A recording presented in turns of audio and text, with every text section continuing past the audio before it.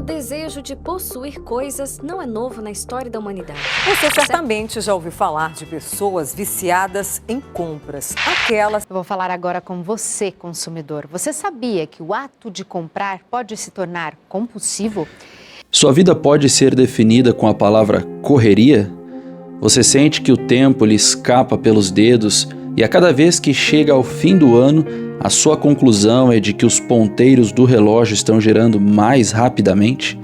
Tem a impressão de que nem em 2 vidas você conseguiria realizar todos os sonhos e planos que você tem? Bem-vindo ao clube.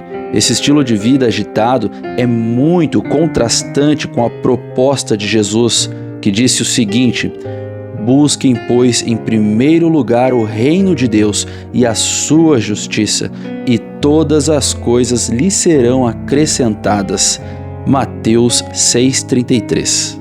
Em lugar de uma vida simples de contentamento e confiança em Deus, o que a mídia propõe é a sofisticação, o consumo, as aparências. A frase dita pela atriz norte-americana Yasmine Bleeth sintetiza bem a ideia de que o mundo tem de aproveitar a vida.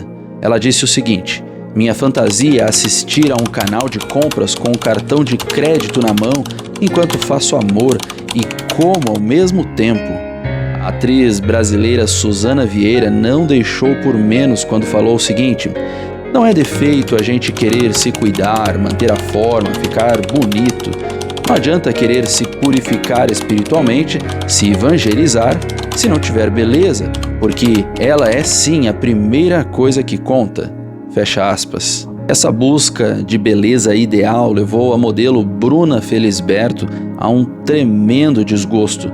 Eleita Miss Rio Grande do Sul, antes de participar do concurso que elegeria a Miss Brasil, Bruna se submeteu a uma série de cirurgias plásticas para tornar mais bonito o que já era belo, mas o resultado não foi o esperado.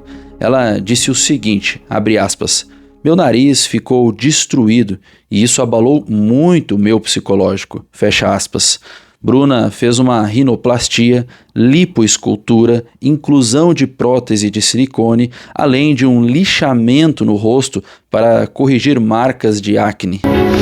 Eu queria ver a imagem da Bruna de antes, feliz como eu era antes, satisfeita com a minha imagem, e não ver essa pessoa que hoje eu não me reconheço, porque eu acredito que essa cirurgia no nariz, a gente perde um pouco da identidade, e eu perdi a minha.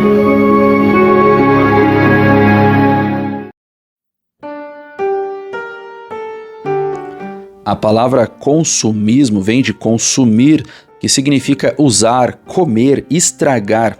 De acordo com relatórios demográficos, o estrago é grande. Consumimos 30% acima da capacidade regenerativa do planeta. Se a tendência não mudar, em 2030 serão necessárias 2 terras para suprir tal demanda. Além do consumo populacional, a demanda gerada pelo ser humano dobrou precisamente devido ao aumento de consumo individual. O consumo está preenchendo entre nós uma função acima e além daquela satisfação de necessidades materiais de reprodução social comum a todos os demais grupos sociais. Mas que função é essa?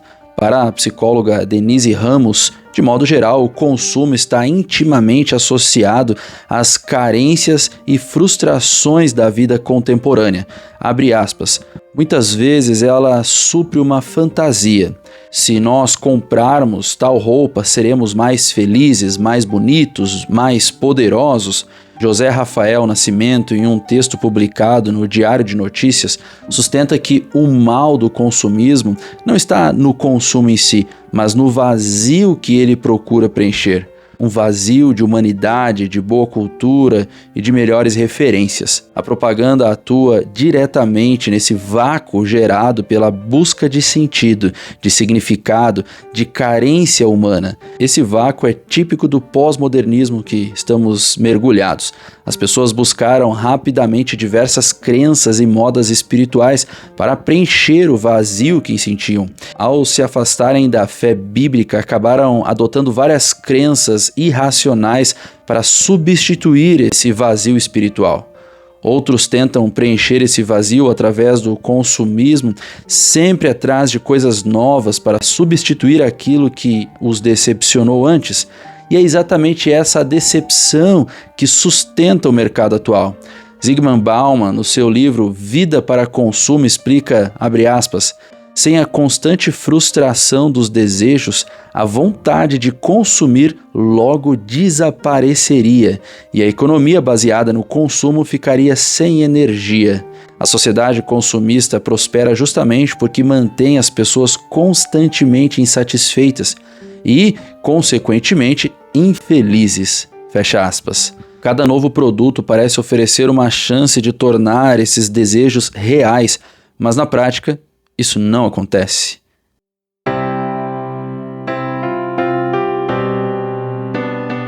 Embora na pós-modernidade, com a produção exagerada e o crédito fácil, o consumismo tenha aumentado, esse é um problema antigo. Na Idade Média, somente os nobres tinham o direito de usar roupas caras, algo proibido às outras classes sociais. Com o surgimento da burguesia, esse grupo ganhou poder de compra e passou a buscar o mesmo status dos nobres, usando roupas caras para aparentar algo que não eram na realidade. Quem são os nobres de hoje? James Kleiner, designer gráfico com experiência no ramo de roupas, responde, abre aspas, poderiam ser os famosos, os artistas e todos aqueles pré-fabricados lançados pela mídia para serem modelos para quem não tem referências maiores na vida.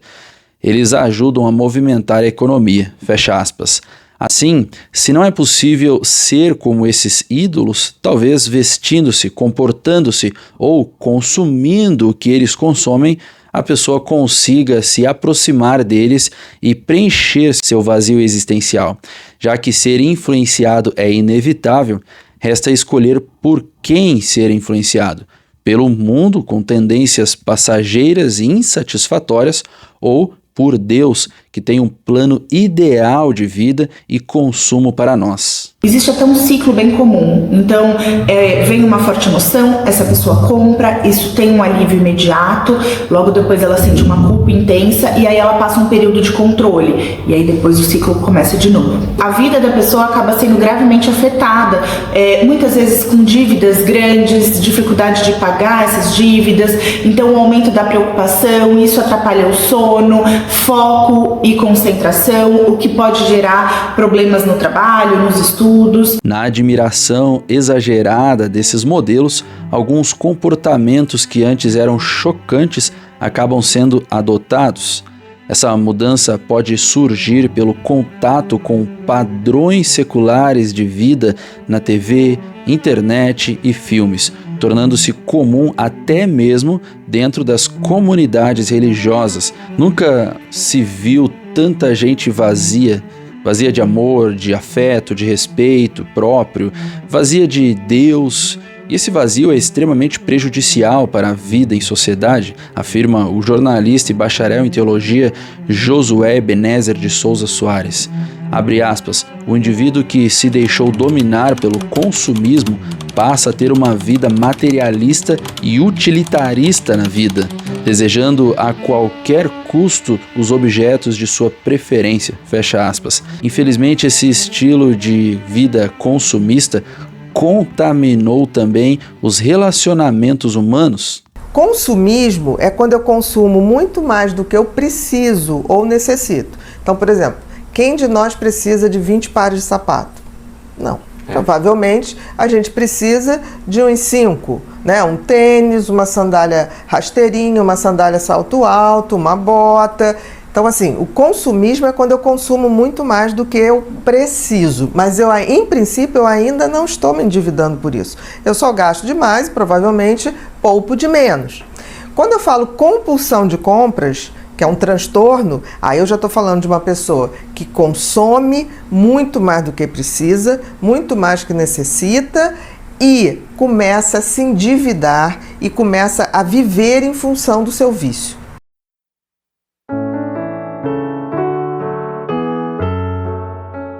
Cada vez mais pessoas namoram e se casam apenas para consumir um produto. O parceiro ou a parceira querem apenas ser satisfeitos ou satisfeitas sem a preocupação de satisfazer o outro. Quando o produto não atende às expectativas, é descartado e substituído. Os jovens atualmente não namoram mais, eles apenas ficam. Sentimentos parecem não fazer parte do vocabulário dessa geração preocupada apenas com o último modelo de celular, sem valorizar as pessoas ou mesmo a família. Para Bauman, a característica mais marcante da sociedade de consumo é transformar as pessoas em mercadorias desejáveis. Ser visto como um produto desejado é o que move os sonhos nessa atual sociedade. Nessa geração de relacionamentos superficiais, o sexo se tornou apenas mais uma mercadoria, algo que se tem direito e não o resultado de uma relação baseada no compromisso e no amor. Quando essa fantasia termina, o resultado é a desilusão, levando muitos jovens a sofrerem com depressão, baixa autoestima e problemas de saúde. Muito dessa situação vem da exposição excessiva e inadequada do corpo humano, especialmente das mulheres, na mídia. Cerca de 1/5 da publicidade atual utiliza conteúdo sexual explícito para vender produtos. Sob essa influência, muitas pessoas nem percebem que, pela forma como se vestem, acabam se oferecendo como objetos, estimulando pensamentos que certamente as chocariam caso pudessem saber o que passa pela mente de quem as observa. A revista Você S.A., de novembro de 2005, trouxe como matéria de capa uma reportagem intitulada, abre aspas, "Invista no seu visual, ele importa sim", fecha aspas, abordando os cuidados com a roupa no ambiente profissional. Segundo a matéria, se um profissional deseja ser respeitado no trabalho ou causar boa impressão em uma entrevista, deve evitar decotes chamativos, roupas muito justas, saias curtas e maquiagem exagerada. Para os cristãos influenciados pela moda indecente, essa recomendação é uma reflexão importante. Ellen White afirma: "Foi-me mostrado que o povo de Deus não deve imitar as modas do mundo. Alguns têm feito isso e estão perdendo o caráter santo que deveria distingui-los como o povo de Deus. Foi-me apontado o antigo povo de Deus e pude comparar seu vestuário com as modas atuais. Que diferença, que mudança! Comparar o estilo das mulheres do povo de Deus com as nações pagãs vizinhas também é importante. As egípcias, por exemplo, usavam vestidos transparentes e as gregas não ficavam atrás. Já as mulheres judias se vestiam com modéstia. Hoje as mulheres muçulmanas talvez sejam as que mais se aproximam desse padrão modesto. Não se trata de defender o uso da burca, óbvio que não, mas talvez as mulheres ocidentais possam aprender algo sobre modéstia com elas. Enquanto as mulheres muçulmanas preservam o mistério para os seus maridos, as mulheres ocidentais expõem o seu corpo ao ponto de não restar mais mistério algum. No livro Sexo Não é Problema, o pastor Joshua Harris explica que a lascívia distorce a verdadeira masculinidade e feminilidade, transformando o bem do desejo do homem de conquistar em uma mera captura egoísta e o desejo feminino da beleza em mera sedução e manipulação. Ao observar uma modelo usando roupas íntimas em um catálogo da Victoria's Secret, muitas mulheres conseguem imaginar, graças aos neurônios espelho, a sensação daquela roupa em seu próprio corpo, sentindo-se tão sensuais e sedutoras quanto a modelo do anúncio. Esse é o poder do marketing. Por outro lado, uma pesquisa publicada no jornal Telegraph revelou que, ao verem uma mulher seminua, desconhecida e de biquíni, os homens tiveram ativados áreas cerebrais semelhantes às usadas para reconhecer uma ferramenta. A conclusão foi que homens tendem a ver mulheres seminuas com quem não tem vínculo emocional como meros objetos. Fica evidente que a mídia também está contribuindo para deteriorar as relações idealizadas pelo Criador entre homens e mulheres. Ela busca dominar e ser cobiçada, ele busca consumir. Forma-se uma relação utilitária em que as pessoas são vistas como objetos, deixando um rastro de insatisfação, tristeza, frustração e arrependimento. O número de divórcios aumentou e o de casamentos diminuiu. É o que mostra uma pesquisa divulgada pelo IBGE no último dia 31. Em 2017, a proporção foi de 3 casamentos para cada divórcio. Renata tem 54 anos, 21 deles dedicados ao casamento, mas ela passou por 2 divórcios. Me casei pela primeira vez muito nova, com 20 anos, e eu me separei rapidamente, eu fiquei 3 anos casada só. Então eu me separei a primeira vez e naquela época eu ainda tinha aquele conceito de que eu tinha que me casar de novo, porque afinal, né, uma mulher socialmente bem vista. Quer dizer, claro que não foi só isso, claro que eu me apaixonei e eu me casei de novo pela segunda vez, vivi 18 anos de casamento. A advogada disse que o casal não estava mais feliz e tem certeza que tomou a decisão correta. É quase impossível permanecer imune às influências da mídia e do marketing. Portanto, é fundamental agir racionalmente, compreendendo melhor os impulsos e as motivações que nos levam ao consumo, evitando ser escravos do subconsciente e manipulados por estratégias comerciais. Como escreveu Ellen White, o corpo deve ser controlado, as mais elevadas capacidades humanas devem dominar. As tendências precisam ser governadas pela vontade e esta, por sua vez, deve estar sob o controle de Deus. A capacidade racional, santificada pela graça divina, deve prevalecer em nossa vida. Muito antes dos especialistas em neurologia e psicologia estudarem os mecanismos que levam ao consumismo, a Bíblia já orientava: cuidado, preparem-se contra todo tipo de ganância.